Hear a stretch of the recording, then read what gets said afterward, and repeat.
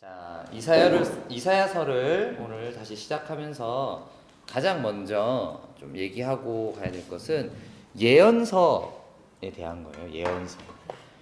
우리가 이걸 이사야서부터 시작된 이사야부터 이제 말라기까지 우리가 선지서 또는 예언서라고 하는데, 그 말을 이렇게 보면은 예언이라는 말을 우리가 쓰는데, 근데 이 예언이라는 말을 우리가 보통 평소에 평균적으로 어떻게 쓰는가를 생각해 보면 그 단어는 한자로 이제 이렇게 쓰게 됩니다. 예언이라고.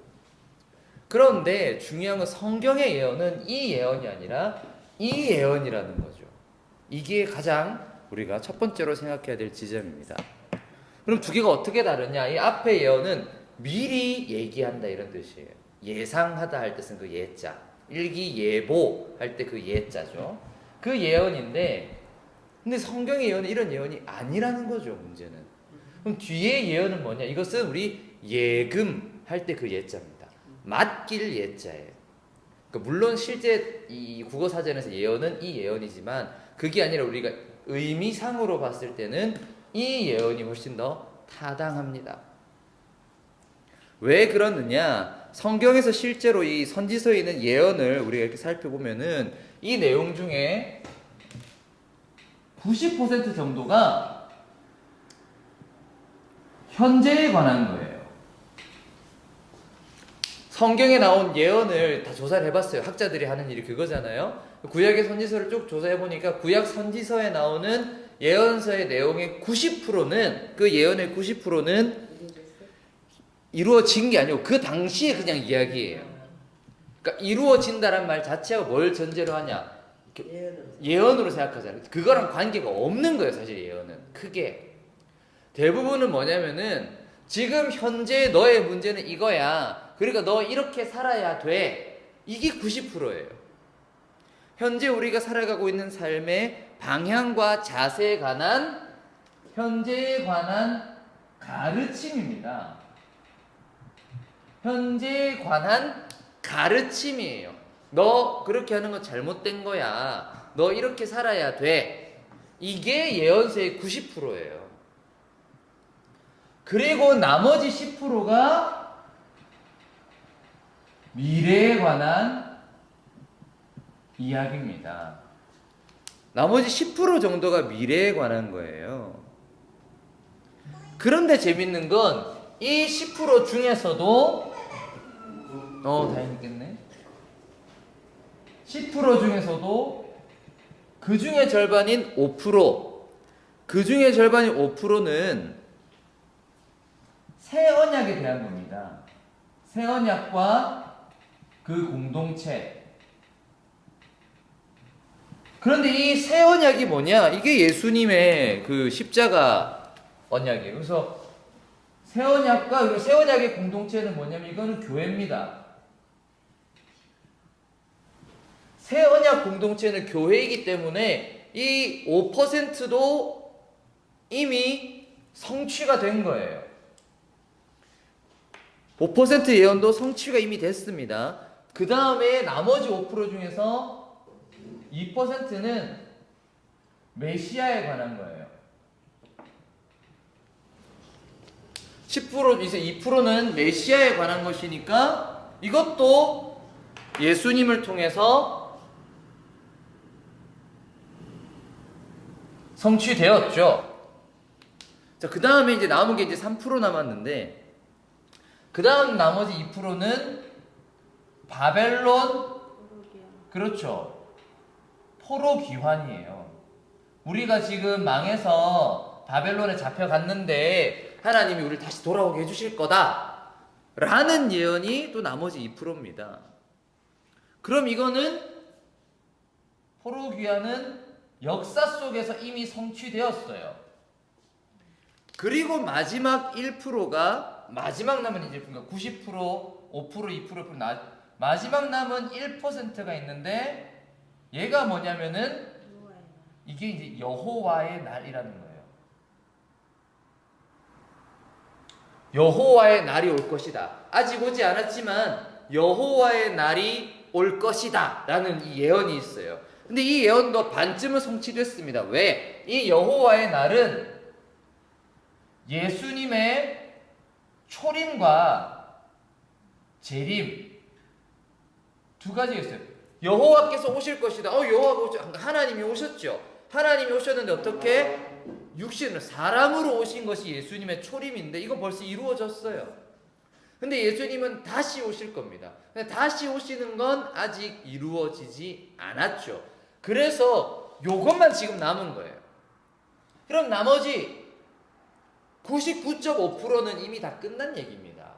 성경 선지서 예언서에 나오는 99.5%의 이야기는 우리 시점에서 미래가 아니라 다 과거예요. 우리 시점에서는.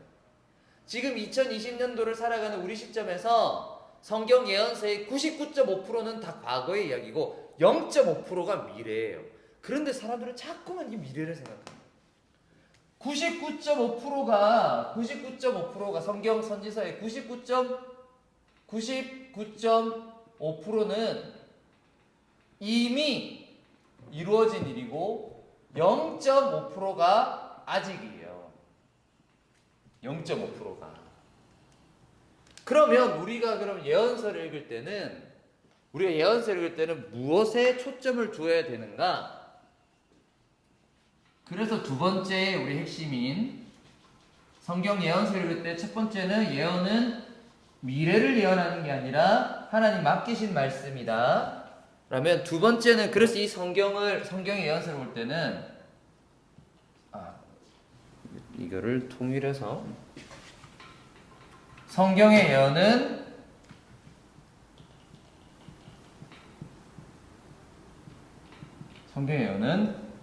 역사적이다.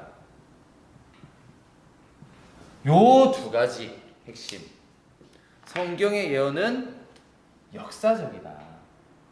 99.5%가 이미 과거에 다 성취된 것들이고 0.5%가 아직 남아 있으면 우리가 그 0.5%를 붙들고 우리 미래에 어떤 일이 일어날까 이게 아니고 이미 역사 속에 일어난 일들 속에서 우리가 그 의미를 발견해야 됩니다. 그게 우리가 성경 역사서와 성경의 예언서, 이 선지서를 읽을 때 가장 중요한 태도이자 방향성이에요.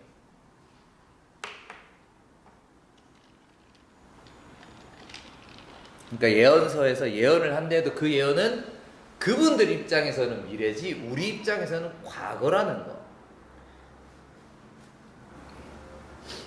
성경의 예언자들이 뭔가 자기들의 미래에 어떤 예언을 한다 그래서 그 사람이 우리 시대에까지 미래인 어떤 걸 말한 게 아니고 자기들 입장에서는 미래예요. 우리 입장에서는 2000년 전, 2500년 전의 과거입니다. 그게.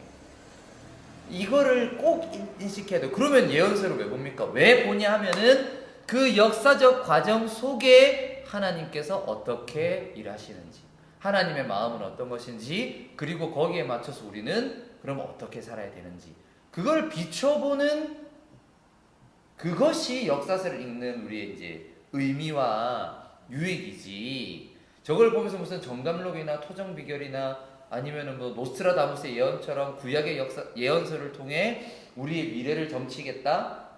완전히 잘못 읽는 거예요. 완전히.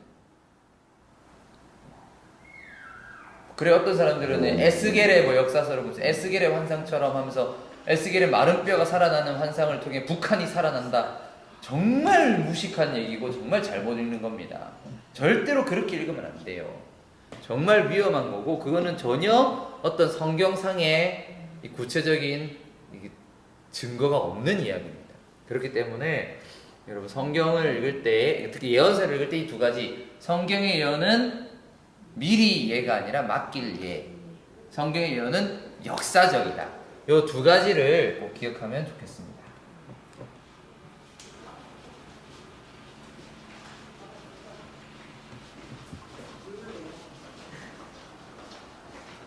자, 그럼 이제 두 번째 성경의 예언은 역사적이다 했다면은 자 오늘은 저자와 연대까지 한번 첫 시간으로 해볼 텐데요. 가장 먼저 이사야서의 저자를 우리가 살펴보겠습니다. 이사야서는 대체 누가 썼나 그리고 언제 썼나 이걸 가볼 텐데요. 이사야서는 이사야라는 말 자체가 사람 이름이잖아요. 이사야 사람 이름이니까 우리 뭐가 있겠습니까? 그냥 뭐 이사야서겠지 할 수 있는데, 야 근데 옛날에 학자들이 이거를 연구를 해보니까 이사야가 다 썼다라고 하기에는 조금 뭔가 무리가 있는 거예요. 그 첫 번째가 뭐냐면은 이사야서가 1장부터 66장까지 있는데 1장부터 39장까지 하고 40장부터 66장까지가 뭔가 이 문체도 다르고 얘기하고자 하는 주제도 다른 거예요. 그럼 이게 도대체 무슨 얘기인가 보니까 1장부터 39장은 되게 역사적인 이야기가 많아. 우리 아까 얘기했던 역사 속에서 특히 이사야가 당대 살았다고 하는 그 특히 히스기야 시대, 히스기야 왕 시대 이야기가 굉장히 자세히 나와요. 근데 40장 이후부터는 그게 하나도 없어요. 그리고 뒤에 보면 뭔가 포로 귀환 이야기가 되게 많이 나와요. 왜냐하면 이사야가 살았던 시대는 아직 나라가 안 망했어요. 나라가 망하기도 전이고, 그리고 히스기야라는 좋은 왕이 외적의 세력을 물리칠 때가 이사야가 살았던 시대인데, 무슨 나라가 망하고 나서 하나님이 다시 회복시켜 줄 거다 이런 얘기가 여기 자꾸 나오니까, 아하, 여기 뒤는 포로기 이후에 또는 멸망 이후에 누가 써놓고 이사야라고 뻥쳤나 보다, 이렇게 이제 학자들이 생각하는 거예요.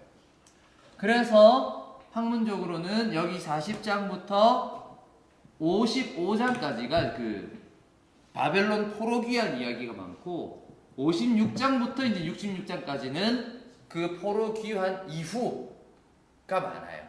그래서 요 세 개를 이렇게 나눠서 이거를 이제 제1 이사야, 얘를 제2 이사야, 얘를 제3 이사야, 이렇게 이제 부르게 되었습니다. 근데 여러분, 이렇게 나눈 게 그렇게 해서 일단 제1 이사야는 주로 이제 실제 이사야가 썼을 수 있다, 그 자료를 참고했을 수 있다, 뭐 이런 식으로. 이게 역사서라기보다는 이제 역사에 관련된 이야기 해서 주로 무슨 얘기냐, 여기는 그렇죠, 심판의 메시지예요. 나눠드린 핸드아웃에 보시면은 우리 내용 파트에 보면은 1장부터 39장이 위에 점 하나 둘 셋 4개까지인데, 요거 보면 전부 다 심판 이야기예요. 심판 이야기 주로. 그런데 뒤에 40장부터 55장은 뭐냐면은 포로 귀환에서 이제, 그러니까 포로 귀환을 말해요. 그러니까 해방이죠, 해방. 그럼 이건 뭐냐면은 구원이에요, 구원. 네. 그 바벨론에서 해방되는 이야기. 영적으로는 구원의 메시지를 읽을 수 있죠. 그러면은 56장부터 66장 뭘 얘기하냐면은 포로 귀환 이후에, 이제 귀환 이후죠. 귀환 이후를 얘기하니까 이거는 그렇죠, 회복을 이야기한다. 이런 식으로 이제 나누었습니다, 옛날 학자들이. 그런데 제가 왜 자꾸 옛날이라고 하냐면, 이게 언제적 얘기냐면 이게 1892년도 이야기예요. 1892년도. 1892년에 나온 책에 이렇게 조사를 한 거예요. 여러분, 이게 지금 몇 년 전입니까? 130년 전이에요. 130년 전. 그러니까 죄송한 얘기지만 제1 이사야 뭐 이런 얘기하면서 되게 학문적인 척 하는 분은 130년 전 지금 학문 갖고 얘기하는 거고, 최근의 학문적인 분이 뭐냐? 이런 거 없다 이거예요. 이런 거 없다. 통일적으로 봐야 된다. 1장부터 66장까지 전부 다 통으로 봐야 된다. 이게 1975년도예요. 이게 1979년도예요. 이게 1979년에 차일즈라는 사람이 이런 이론을 했습니다. 요렇게 나누는 것도 사실상 학문적이거나 이런 근거가 없다. 굉장히 자의적이고 지 생각인 거지, 이거를 다 인정할 만한 증거가 또 없는 거예요. 오히려 이게 왜 이렇게 되는지 제가 구약 이거 설명드릴 때마다 늘 하는 얘기, 2차 세계대전 이후에 사해사본이라는 게 발견되면서 이 구약에 대한 이해가 완전 달라졌습니다. 사해사본이라고 실제로 이제 예수님 시대에 쓰여놓은 문서 보따리가 발견된 거예요. 그거를 보니까 요렇게 나누어지질 않은 거예요. 오히려 36장인가 그쯤에서 35장 6장 사이가 그 사본을 보니까 이 주변에 또 띄어져 있어요. 이렇게 단락이. 그러니까 35장까지 이렇게 쭉 써놓고 36장부터 이렇게 쭉 쓴 거예요. 그럼 차라리 35장까지가 1부고 36장부터가 2부면 말이 될까? 요렇게 나누는 구분은 아니라는 거죠. 그러면서 이런 거 다 필요 없고 차라리 그냥 우리에게 지금 전해진 대로 통으로 보는 것이 훨씬 낫겠다. 라는 이게 오히려 지금의 이론 중에 많이 나오는 겁니다. 해서 저는 당연히 이쪽입니다. 성경은 통으로 봐야 된다는 주의예요. 그 이사야서 전체가 가지고 있는 맥락이 있습니다. 그 맥락이 바로 이 맥락인 건 있어요. 그래서 요게 아무 의미 없고 쓸데없다 그 말이 아니에요. 저는 이렇게 갈라서 요 갈라가지고 이거는 이사야가 썼고 이건 이사야가 안 썼으니까 요렇게 말하는 건 아무 의미가 없고 그게 중요한 게 아니고 내용적으로 심판과 구원과 회복을 말하는데 이거는 우리의 영적인 여정이에요. 실제로 우리가 하나님을 모르고 하나님과의 관계가 파괴되어 있을 때의 우리의 모습이라면 하나님은 그렇게 우리를 내버려 두지 않고 우리를 구원하시죠. 근데 구원 횟수가 땡이 아닌 거예요. 뒤가 또 있는 거예요. 55장에서 끝났으면 구원받아 천국 가면 땡이라고 볼 수 있는데 이사야서도 그게 아니에요. 구원 이후의 회복의 이야기. 관계를 계속해서 점진적으로 회복시켜 나가는 그래서 어디를 향해? 충만을 향해 나가는 이야기가 있더라는 거죠. 그래서 우리의 신앙생활이라는 게 하나님과의 관계가 파괴되었을 때는 이렇고 또 하나님과 관계가 회복되는 구원이라는 건 이런 거고 그래서 그 구원받았다고 땡이 아니라 그 구원을 이루어 나가는 과정까지가 다 총체적인 것이구나를 가르쳐주는 게 이 부분입니다. 해서 이렇게 제1, 2, 3, 2, 4에 나누는 게 아무 쓸데없다도 아니에요. 그 나누는 것의 장점과 단점 이런 우리가 골고루 알고 이것이 주는 또 유익이 있기 때문에 그 유익을 가지고 이렇게 보면 좋겠습니다. 그래서 우리가 앞으로 볼 것도 이런 큰 나눔을 가지고 우리가 내용을 살펴볼 텐데 예를 들어 우리가 이사야서 누가 설교를 하는데 43장을 가지고 설교를 한다. 43장이면은 어디에 속해요? 2부죠. 그럼 우리는 편의상 1, 2, 4 이렇게 하지만 여기를 이제 1부, 여기를 2부, 여기를 3부라고 우리 그냥 부릅시다. 이사야 1부, 2부, 3부. 43장이다. 그럼 몇 부예요? 2부죠. 2부면은 주제가 뭡니까? 구원이죠. 그럼 그거에 맞춰서 읽으시면 돼요. 구원이란 게 이런 것이구나. 이렇게 읽으시면 돼요. 그런데 예를 들어 누가 이사야서 설교인데 오늘 보니까 이사야서 58장이다. 그러면 몇 부예요? 3부면은 뭐가 핵심이에요? 회복인 거예요. 거기에 맞춰서 그 본문을 읽으시면 되는 거죠. 이사야서를 읽는데 얘가 27장이야. 27장이면 어디에 맞춘다? 1부니까 심판에 맞춰서 역사 가운데 하나님이 어떻게 심판하시는지 요렇게 맞춰서 이사야서를 읽으시고 이해하시고 설교를 들으시면 굉장히 도움이 됩니다. 그렇게 하시면 되기 때문에 굉장히 좋은 툴이에요. 좋은 툴이라는 것 기억하시면서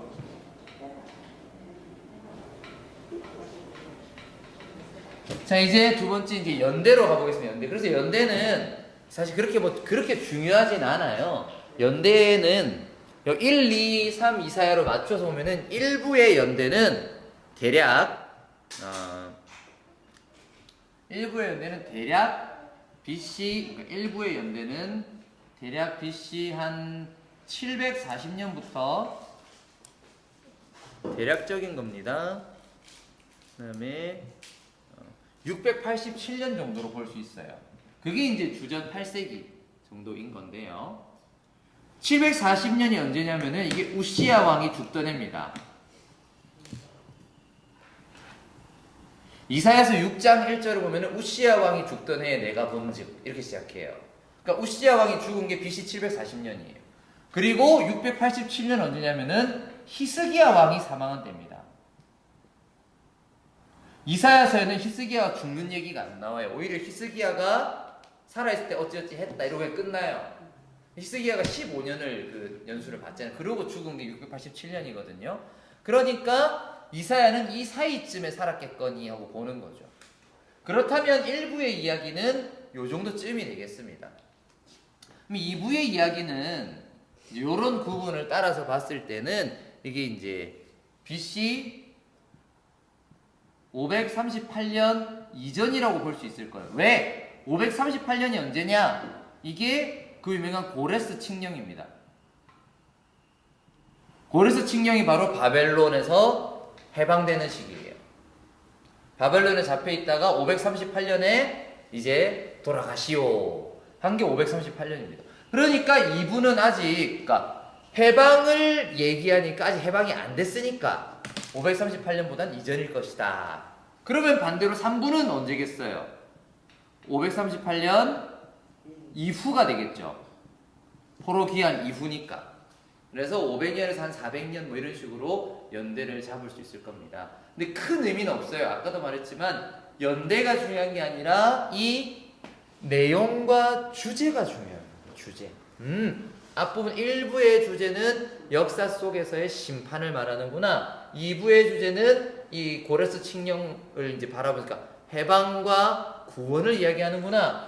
3부는 그래 해방됐어. 이제 귀환했어. 돌아와서 우리가 어떻게 살 건가? 구원받은 하나님의 백성은 이제 어떻게 살아가야 되는가? 그 회복과 그 성령 충만의 삶, 우리의 삶을 이야기하는구나. 그렇게 우리가 이해를 하면 좋겠습니다. 그래서 이제 저자와 연대는 이렇게 정리를 하면 되겠습니다.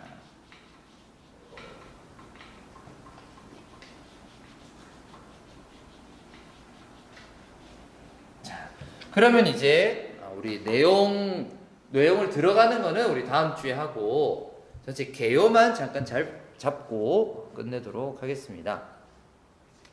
자, 개요는 자, 크게 봤을 때 1장에서 12장이 있어요. 1장에서 12장이 일단 첫 번째로 보면은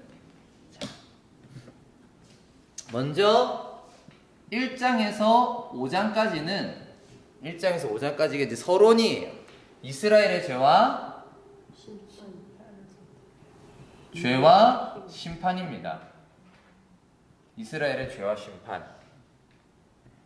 그런데 이걸로 끝나는 게 아니라 그 뒤에 희망이 나와요. 구원하실 거다 이거죠. 구원의 희망이겠죠. 그래서 이게 서론격이라는 게 요거를 다 얘기해 주는 거예요. 우리가 지금 우리 현실 속에 어떤 문제가 있어서 하나님이 심판하실 것인가. 그런데 심판으로 우리 그럼 망합니까? 망하게 날 건데 하나님이 구원해 주실 거다. 그 희망까지 얘기하기. 그래서 이게 이제 전체의 서론이 됩니다. 전체의 서론이 돼요. 그리고 6장이 들어오는데 이 6장이 그 유명한 이제 이사야의 소명입니다. 여러분, 사명과 소명은 달라요. 사명은 영어로 뭐냐면 미션이에요. 미션은 이제 뭘 시켰다 이거죠. 너 이게 너의 사명이야. 너 이 일을 해야 돼. 임무를 완수한다. 이럴 때 임무 이런 느낌이 있다면은 소명은 콜링입니다. 콜링, 불렀다는 거예요. 그러니까 사명하고 소명은 약간 달라요. 그러니까 어떤 사명으로 소명을 받았다. 이렇게 말할 수 있겠죠. 그러니까 사명은 할 일, 소명은 부르심을 받았다.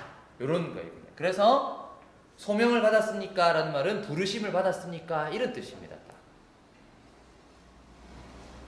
6장은 이사야의 소명이에요. 이사야가 부르심을 받았다 이거죠. 그래서 근데 재밌는 건 모든 예언서는요 소명으로 시작하는데 이사야는 소명으로 시작하는 게 아니라 서론이 따로 있다는 거. 그런 점에서 이사야는 예언서 중에서 가장 방대하면서도 가장 핵심적이고 머리가 되는 책입니다. 그래서 이사야서를 잘 읽고 해서 이해를 하면은 전체 예언서를 다 이해하기가 참 좋아요. 그래서 1장에서 5장은 이사야서의 서론일 뿐 아니라 예언서와 선지서 전체의 서론 역할도 할 수 있다. 요거 하시고요. 그 다음 7장부터 12장은 아하스 시대의 이야기입니다. 아하스 왕 시대. 아하스 시대에 어떤 일이 있냐면요. 시리아와 북이스라엘이 유다를 공격하려 해요.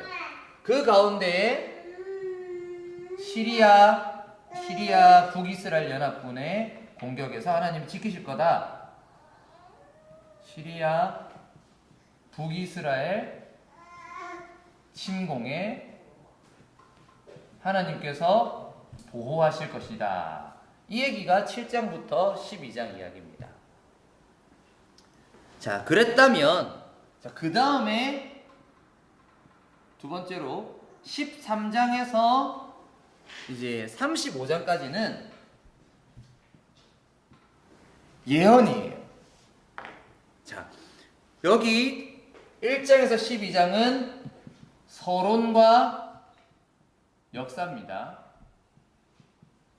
서론과 역사, 그러니까 배경이죠, 배경. 어떻게 보면은 서론하고 역사적 배경. 처음에 1장에서 5장은 전체의 서론, 6장은 이사야의 소명, 7장부터 12장은 초반에 이제 아하스 왕 시대에 시리아 북이스라엘 침공했을 때 하나님이 우리를 지켜주셨다. 그러니까 뭐다? 히스기야 시대에 누가 전쟁 쳐들어온 것도 하나님 지켜주실 거다. 이런 얘기를 이제 밑밥을 까는 거예요.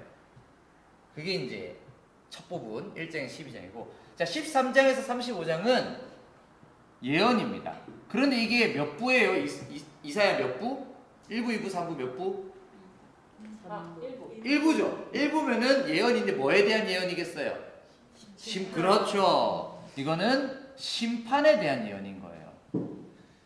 심판에 대한 예언입니다. 그래서 이 심판에 대한 예언은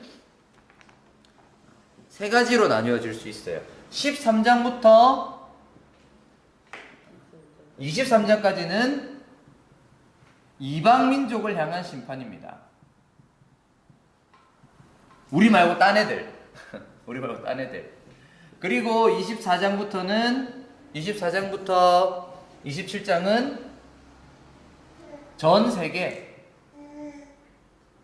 심판.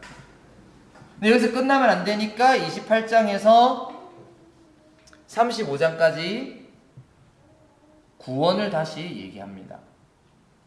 자, 이게 왜 이런 식으로 가느냐? 지금 여기 보면은 이스라엘의 죄와 심판을 얘기했어요.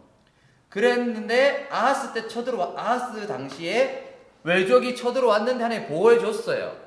그러면서 하는 말이 뭐다? 그런 외국이 세 보여도 결국에는 망할 거다. 야, 니네 옆에 나라들 잘 나가는 것처럼 보이지? 아니야, 결국 다 망할 거야. 하나님이 다 심판할 거야. 이집트, 뭐 바벨론, 뭐 아수르, 다 필요 없어. 다 망할 거야. 근데 걔네만 망하냐? 아니야. 전부 다 망해. 이스라엘도 망할 거고, 유다도 망할 거고, 다 망할 거다. 왜? 하나님이 주인이시니까.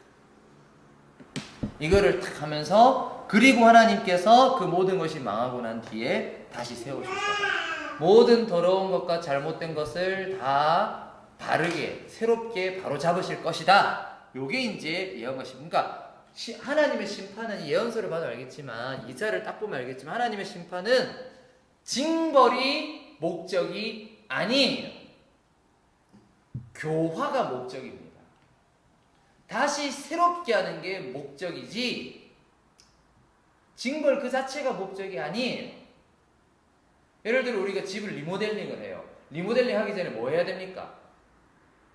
그 전에 있었던 집을 어떻게 해요? 깨부숴야 돼요. 전에 있던 싱크대 다 깨부수고 화장실 타일 다 뜯어내야, 그래야 새 타일 붙이죠. 전에 있던 데다 다시 갖다 붙이면은 더 엉망입니다. 우리가 집 리모델링을 한다 그러면 전에 있던 걸 다 깨내야 돼요. 그게 심판이라는 거예요. 그게. 그런데 그러면 집을 이제 리모델링 하려고 이거 다 깼어요. 그러면 옆에서 애가 벌써 엄마 우리 집 이제 없어지는 거야? 아니야. 없어지는 게 아니라 더 이쁘게 하려고 이러는 거야. 딱 그겁니다. 그 얘기하는 거예요. 이스라엘 사람 입장에서 이거야 애굽도 망하고 바벨론도 망하고 우리나라도 망하면 그럼 하나님이 이 땅을 다 없애빼겠다는 거냐? 라고 할 때 이사야가 말하죠. 아니야. 우리를 더 새롭게 하시기 위해 이러는 거야. 그 얘기가 여기 나오는 이야기입니다. 자, 그럼 이제 35장까지 얘기를 했다면은 이제 무슨 얘기 하겠어요? 이제 직접적인 역사적인 어떤 이야기를 합니다. 그게 뭐냐면은 여기 세 번째 파트인 36장에서 39장이에요. 여기는 이제 히스기야 왕 시대입니다. 그러니까 이게 딱 이사야가 확실하게 활동하던 시대예요. 7장에서 12장이 아하스 왕 시대라면 36장에서 39장이 이제 히스기야 왕 시대입니다. 이때는 드디어 아시리아가 쳐들어와요. 아시리아.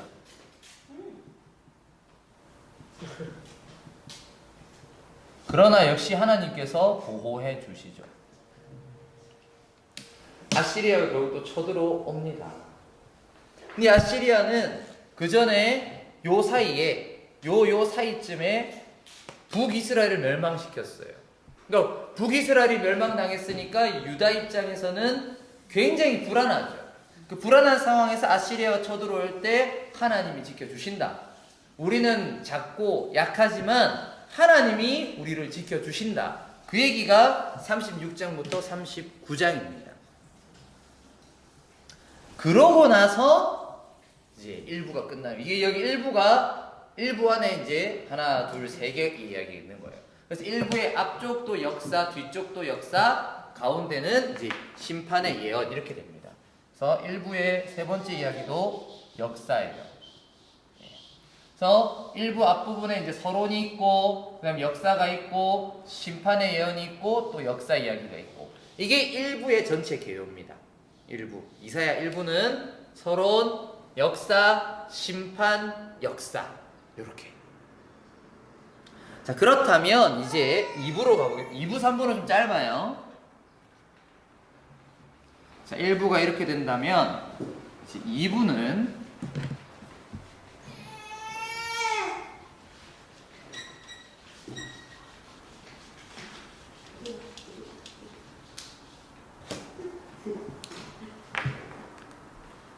자, 2부는 이제 2부니까 이제 4 파트 4로 할게요. 파트 4는 이제 40장부터 55장까지입니다. 40장부터 55장까지는 이제 바벨론 강제 이주에서 해방이죠. 그러니까 포로 해방. 요렇게 우리가 써두겠습니다. 바벨론 포로기에서 해방될 거라는 예언이에요. 네. 그리고 이것은 바로 구원의 예언이죠. 구원의 예언입니다. 하나님이 우리를 구원해 주실 것이다. 그래서 여기는 주로 어떤 얘기가 많냐? 저는 이걸 뭐라 그러냐면은 안심시키는 얘기가 많아요. 안심시키는 이야기가 굉장히 많이 나옵니다. 그래서 그러니까 안심과 이제 위로죠, 위로. 너희는 위로하라, 내 백성을 위로하라. 아마 그렇게 시작할걸요, 40장이. 제 기억으로 이사야 40장은 너희는 내 백성을 위로하라 이러면서 시작해요. 이사야 40장이 아니었나? 맞아요. 그죠? 너희는 위로하라, 내 백성을 위로하라. 40장부터는 이제 위로를 말합니다. 왜? 앞에까지는 심판의 얘기가 많았으니까. 그리고 역사 가운데 엄청 불안하고 우리나라 막 쳐들어오고 이런 얘기가 많았는데 40장부터는 안심해라. 위로해라 이제 서로. 왜? 하나님이 구원하실 거니까. 그래서 사실 그러니까 대부분의 사람들이 이사야서에서 제일 좋아하는 데가 여기예요, 여기. 40장에서 55장을 제일 좋아합니다, 사람들이. 제일 좋아하세요. 왜냐면 위로해주니까. 보면 야곱아 너는 뭐 두려워하지 마라, 뭐 하나님이 너를 구원하실 것이다, 뭐 이런 좋은 얘기 제일 많이 나옵니다. 그래서 혹시 마음이 안 좋으실 때 또는 뭐 여러분 상황이 안 좋으실 때 이사야 40장부터 쭉 읽으시면 엄청 위로가 돼요.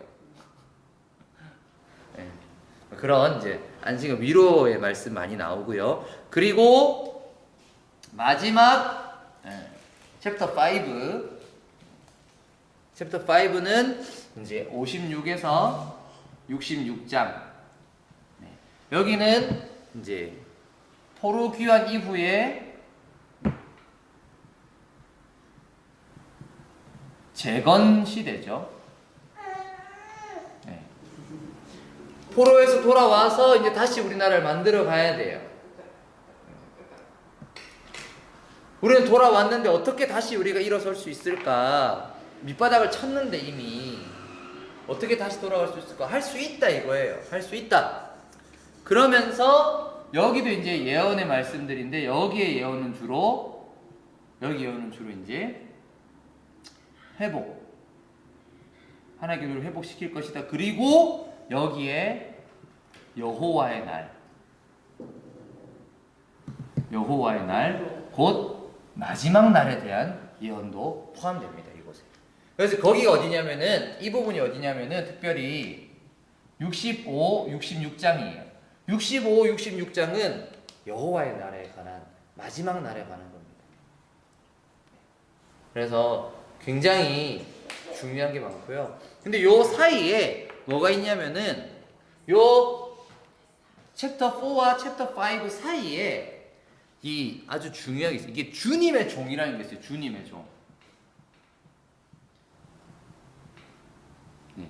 주님의 종이라고 하는 어떤 이야기가 나와요. 이 주님의 종은 어디 있냐면 이제 제가 뭐 펜다우스 있지만은 42장 1절에서 9절, 49장 1절에서 6절, 50장 4절에서 6절, 52장 13절까지 네 번의 네 가지 이야기가 나와요. 여호와의 종이 있을 것이다. 여호와의 종. Servant of the Lord. 여호와의 종이 있는데 이거는 이런 분이라고 예언을 하는데 이게 딱 바로 예수님의 예언이다. 보통 그렇게 보죠. 특별히 그 중에서도 여러분 핸드아웃의 마지막 거 52장 13절에서 53장 12절 이게 핵심입니다. 이게 뭐냐면 특히 52장 13절에서 53장 12절인가? 제가 이게 숫자에 약해요. 네, 요걸 우리가 뭐라고 부르냐면은 고난받는 종이라고 해요. Suffering servant인데요. 고난받는 종에 대한 이야기가 나와요. 이게 우리가 십자가에 달린 예수가 진짜 하나님의 아들이라는 근거로 쓰는 거예요. 왜냐하면 많은 사람 그때 당시 예수님 시대 사람들도 이게 제일 이해가 안 되는 부분이에요. 하나님의 아들이 어떻게 죽을 수가 있냐? 메시아가 어떻게 실패할 수가 있느냐?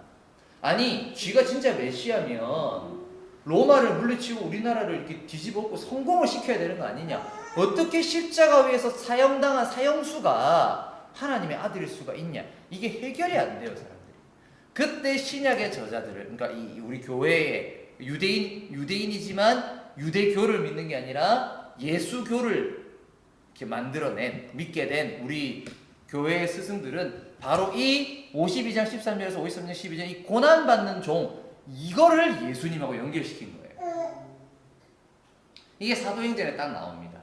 사도행전 몇 장이더라? 7장인가 8장인가 보면은 그 스데반의 핍박을 당하고 나서 빌립이, 예수님의 제자 빌립이 이제 도망을 가요. 사람들이 막 잡아 죽일 수도 있으니까 도망가다가 사마리아 쪽에 갔는데 외국인 한 명이 길을 가다가 막 이렇게 여기 무슨 일입니까? 내가 성경을 읽는데 무슨 말인지 모르겠다. 어딥니까? 하니까 딱 읽던 데가 여기였던 거예요. 이사야 52장 50절 있는데 고난받는 종이 있다. 그렇죠? 에디오피아 넷이라고 하는 그 사람이죠. 근데 이게 왜 넷이라 그러면 우리가 좀 이미지가 그렇죠. 그게 아니라 에티오피아의 정치인이라고 생각해야 돼요. 정치인. 외교관 이렇게 보셔야 돼요. 외교관 한 명이 가다가 그래도 이 동네에 이 책이 되게 핫하다던데 되게 이게 대단한 책이라는데 내가 뭔 말인지 모르겠다. 고난받는 종이 있다. 근데 나는 이해가 안 가. 어떻게 신이 보낸 사자가 고난을 당할 수가 있냐. 이게 지금 그 선지자 자기 자신을 말하는 거냐.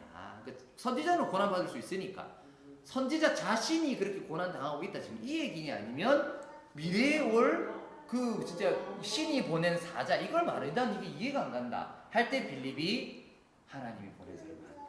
왜냐? 하나님이 보낸 그 사람이 고난을 받아야만이 우리의 이 죄의 문제, 이 심판의 이 문제를 해결할 수가 있다. 우리는 죄가 있기 때문에 심판을 당할 수밖에 없는데 그 심판의 대가를 고난받는 종이 대신 지셨기 때문에 그 보면 그가 질고를 지심으로 그는 우리 때문에 질고를 지셨고 우리 죄 때문이요. 그가 채찍을 맞으면 우리의 죄악으로 인함이로다. 그가 채찍을 맞으면 우리가 나음을 입었고 그가 징계를 당함으로 우리가 씻음을 받았도다.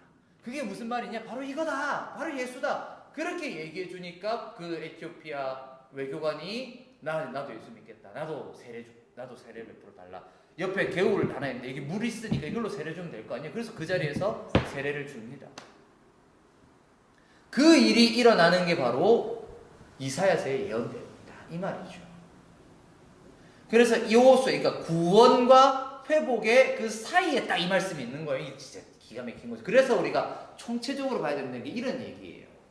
심판과 구원과 회복이라는 큰 어떤 우리 신앙의 흐름 속에서 이 구원과 우리의 회복 사이에 이 고난받는 종이 있다는 거예요.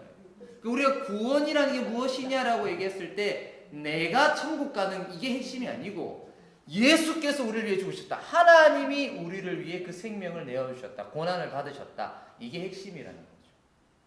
그리고 그것을 통해서 우리는 나음을 입고 씻음을 얻으며 왜 씻습니까? 씻는다는 것은 깨끗해져서 뭔가를 하기 위해서예요. 깨끗하게 씻고 새로워지는 거죠. 우리가 예를 들어 이거는 귤이 있는데 사과를 씻어요. 사과를 씻는 이유가 뭐예요? 먹기 위해서요. 사과를 왜 씻습니까? 먹으려고 씻죠. 그런 것처럼 하나님이 우리를 씻으시는 우리를 먹으려고 이건 아니지만 우리가 새롭게 되어서 살아가기 위해 되는 겁니다. 그래서 이사야서는 이런 흐름이다. 그래서 자, 우리 전체적으로 이제 정리하고 오늘 마치고 이제 다음 주부터는 이거를 보겠습니다. 전체 흐름 속에서 성경의 예언은 일단 미래를 예언하는 것보다 당대의 현실을 얘기하는 게 훨씬 많다. 그럼 우리 미래에 쓸 것도 아닌데 왜 읽습니까? 그 당시의 현실 속에 하나님이 하신 말씀, 선지자에게 맡긴 말씀을 통해서 그럼 오늘날 우리는 이런 현실 속에 그걸 비춰봄으로써 어떻게 살아가야 될지를 생각하는 것. 그게 예언서의 아주 중요한 일입니다. 그래서 역사와의 관계 속에 읽어야 된다. 첫째 우리가 전제를 깔았고요. 그러고 나서 이사야서의 저자를 통해서 옛날에 그 학자들은 저자가 1, 2, 3, 이사야 다 다르다. 이거를 핵심으로 잡았다면 오늘날은 그건 별 큰 의미 없다. 그럼 우리의 의미가 있는 건 뭐냐? 그렇게 나눔으로써 이사야의 내용을 크게 1부, 2부, 3부로 나눌 수 있었단 말이에요. 그래서 3부작. 제가 좋아하는 영화 3부작이 많아요. 매트릭스도 1, 2, 3가 있고 반지의 제왕도 1, 2, 3가 있는 것처럼 그렇게 보시면 돼요. 반지의 제왕 1, 2, 3처럼 이사야서도 1, 2, 3 그렇게 보시면 돼요. 우리는 제1 이사야 이런 말 쓰지 말고 이사야 1부, 2부, 3부 이렇게 보시면 아주 좋다. 그래서 1부, 2부, 3부는 반지의 제왕도 제목이 다 다른 것처럼 이것도 제목이 다 달라요. 1부는 역사 속에서의 심판, 2부는 하나님의 구원, 3부는 구원 이후의 회복. 이렇게 보시면 되겠다. 그리고 그걸 좀 더 구체적으로 보면은 1부는 서론이 있고요. 그 다음에 아하스 왕 시대 이제 역사적 이야기가 있고요. 그리고 이방 민족들에 대한 심판의 예언이 있고, 그리고 히스기야 왕 시대에 또 역사적 이야기가 있습니다. 그래서 역사 속에서의 심판 이렇게 하면 이제 1부가 다 이게 썸업 이 요약이 되는 거예요. 자, 그리고 2부는 구원의 예언이죠. 그래서 안심시켜주는 위로의 이야기가 많다. 2부의 주제 2부가 되고, 그 다음에 마지막 3부는 강제 이주 이후, 그러니까 포로 귀환 이후에 재건 시대를 예언하는데 이제 하나님의 회복, 그리고 최종적으로 올 여호와의 날, 이것을 예언하고 있다. 그래서 이 여호와의 날은 아까도 말씀드렸듯이 여호와의 날은 두 가지입니다.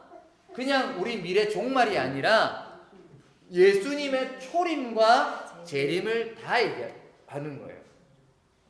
그래서 65장, 66장도 예수님의 초림과 성령 강림을 염두에 두고 읽어야지 무조건 먼 미래 이런 거 아닙니다.